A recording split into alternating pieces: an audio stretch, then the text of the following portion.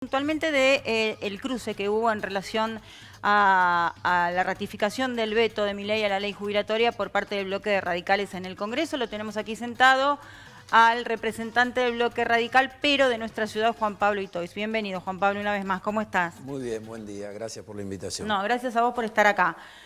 Bueno, imagino el debate, ¿no? Hablaron un poco todo, cómo pasa en estos casos, ¿no? Sí, lo que es habitual.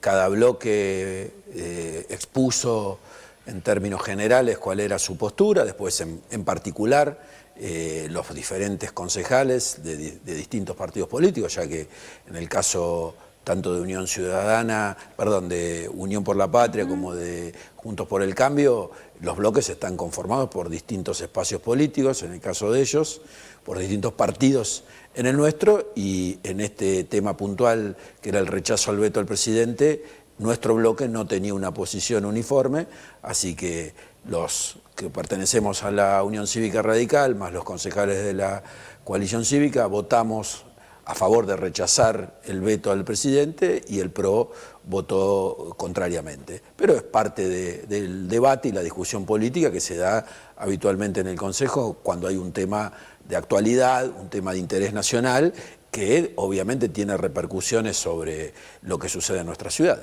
Y Juan Pablo, ¿y vos qué pensás? Porque el bloque radical, hablo siempre del Congreso, ¿no? Había votado a favor, en principio, de que se promulgara la ley, y después vota a favor del veto de Milei. Sí, yo en la sesión del día de ayer hice en mi intervención un doble comentario. Por un lado, expuse los motivos por los cuales votaba a favor del proyecto que rechazaba el veto del presidente, principalmente por una cuestión de estricta justicia respecto de la recomposición de los haberes de los jubilados, entendiendo que el gasto previsional en la Argentina de todo el sistema supera más del 40% del gasto del Estado, pero en particular los haberes jubilatorios, el aumento que le fue denegado por la decisión del presidente Milei de vetar la ley fue el equivalente a 3 kilos de carne picada por mes, 15.000 pesos.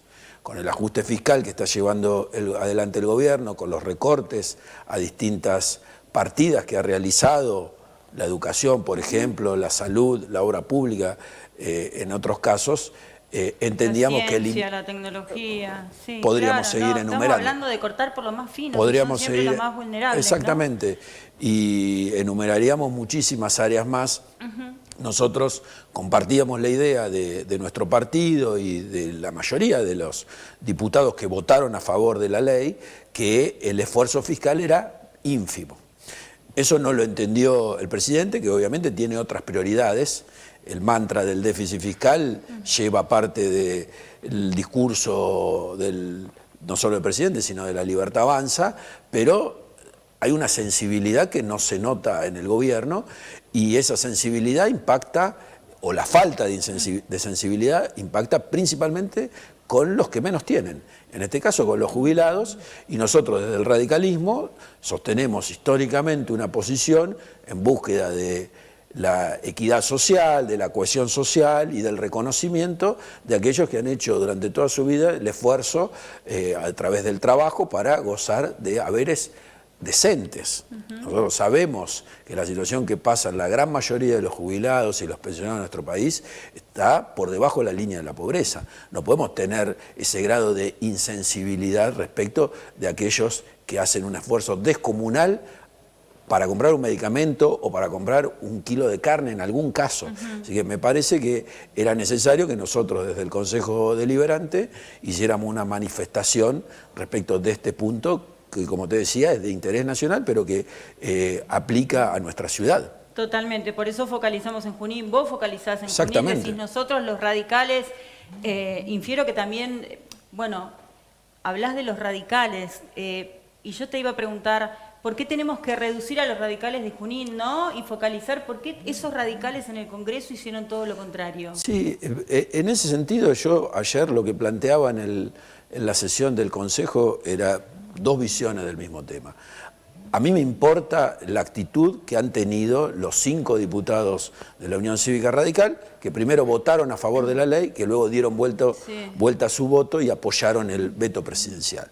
Y lo que yo decía es que si han cambiado de punto de vista, de ideas políticas, si no se sienten cómodos con las banderas históricas que ha defendido el radicalismo, es mucho más honesto dar un paso al costado, incorporarse al partido del presidente y llevar adelante su actividad política.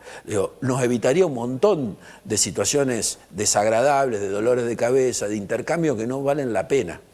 Pero claramente no se actúa de esa forma porque lo que intentan es socavar la credibilidad de la Unión Cívica Radical.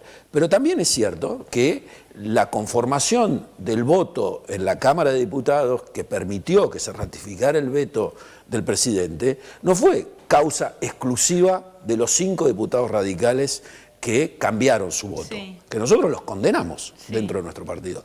Hubo peronistas, hubo diputados del PRO, hubo diputados de fuerzas provinciales, hubo distintas expresiones políticas que acompañaron la decisión del presidente de vetar. Muchas veces ya se hincapié o se le cae a la Unión Cívica Radical o a sus legisladores, a sus dirigentes, por situaciones que no se juzgan con la misma vara cuando suceden en otros partidos políticos. Porque desde hace 48 horas más o menos venimos hablando exclusivamente de los diputados radicales. Nosotros debemos mirarnos hacia adentro y revisar nuestras conductas partidarias. Pero también es cierto que los diferentes partidos políticos que integran el Congreso, un día votan una cosa y otro día votan otra. Entonces, es de justicia decirlo. Cada uno después actúa en consecuencia de sus valores, ideas, convicciones y será responsable de sus actos, principalmente frente a la ciudadanía que después ética es la y que moral elige. También, ¿no? Y es la que elige. Claro, sí, tal cual. Me parece que el tema excede específicamente el hecho de si fueron 4, 5 o 10 los diputados del radicalismo, sino que es más complejo. Me parece que acá hay una desvalorización del sentido que tiene la política. Yo también lo mencioné ayer en el Consejo Deliberante. Hay un bastardeo de la política como actividad, del valor que tienen las instituciones, como son los partidos políticos. Nosotros tenemos un sistema político, una democracia que habilita exclusivamente a los partidos políticos para ser el canal de representación de los ciudadanos. Nosotros no podemos elegir intendente, gobernador o presidente votando a través de una organización que no esté reconocida por la ley o por la Constitución Nacional, como es en nuestro caso lo de los partidos políticos. Entonces, más allá de las actitudes discutibles, condenables en algunos casos, de muchos dirigentes, de todos los partidos políticos, me hago cargo del mío también, es cierto que debemos diferenciar la institución, que hay que preservarla, que hay que sostenerla, porque eso es un pilar de la democracia, de la actitud de los dirigentes, que me parece que eso es lo cuestionable. Entonces, hay que poner blanco sobre negro sobre esas cuestiones y no todo es lo mismo. Y no todo significa que podemos estar a favor o en contra permanentemente. No podemos vivir la vida en blanco y negro. Hay matices, hay alternativas, hay cuestiones que deben ser consideradas, que son atendibles y otras que no. Pero si no discutimos, si no dialogamos, si no debatimos, es muy complicado encontrar soluciones. Y además hay algo fundamental que se da en cualquier democracia, que pareciera que el presidente Milei, con su verborragia, y algunos de sus legisladores o funcionarios no entienden, es que para alcanzar consensos es necesario dialogar. Y cuando uno dialoga es mucho más importante escuchar que hablar, porque es necesario entender lo que piensa el otro para tomar una decisión. Eso no parecería ser el caso de este gobierno nacional. Para terminar, y te saco puntualmente del tema veto a la ley jubilatoria, ¿vos crees, lo dijo Brusoni, o qué opinión te merece esto de que los gobiernos neoliberales le sacan a los pobres para darle a los ricos? O sea, el ejemplo fue, sacaron el pago de bienes personales y de repente vetan la ley que les hubiese beneficiado, ¿cuánto le aumentaban? ¿Un 8% a los jubilados? Sí, 15.000 pesos aproximadamente. Claro, exacto. Mirá, yo creo que no se puede hacer generalizaciones sobre una cuestión ideológica como es la pertenencia o no de un gobierno a un modelo neoliberal. Yo lo que entiendo es que hay decisiones que toman los ejecutivos, en este caso el presidente, que afectan la vida cotidiana de los ciudadanos. También ayer lo decía, el problema de los haberes jubilatorios nos muestra a los argentinos dos caras de una misma moneda. Por un lado, la calidad de vida, particularmente de los jubilados y pensionados, que es mala en la Argentina en el gran porcentaje, y por otro lado, las prioridades del presidente. Más allá de si es neoliberal o es libertario o es de la ideología que él quiera definirse, nos marca claramente cuáles son las prioridades.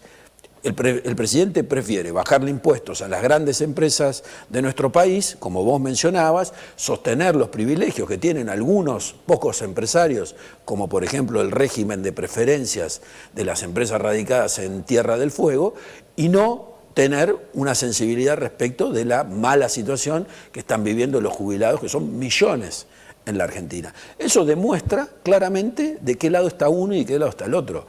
Yo entiendo la necesidad de ajustar, de ir hacia el déficit fiscal cero, de tratar de resolver el problema económico que dejó el gobierno anterior. Pues Milei hace 9 meses que es presidente, no es el culpable de la herencia recibida y el desastre económico que dejaron Alberto Fernández, Cristina Fernández y Massa, pero hace 9 meses que gobierna. Y tiene que hacerse cargo de sus responsabilidades, porque si no es muy fácil estar siempre echándole la culpa a los demás o recordando el lugar desde que uno, al lugar al que uno llegó respecto de lo que pasó anteriormente. En algún momento hay que mirar para adelante, hay que hacerse cargo de los problemas y hay que resolverlos. Y esas prioridades son muy distintas las que tiene el presidente Milei de las que tenemos nosotros los radicales. Gracias, Juan Pablo. No, gracias a vos. Hasta la próxima. Hasta la próxima.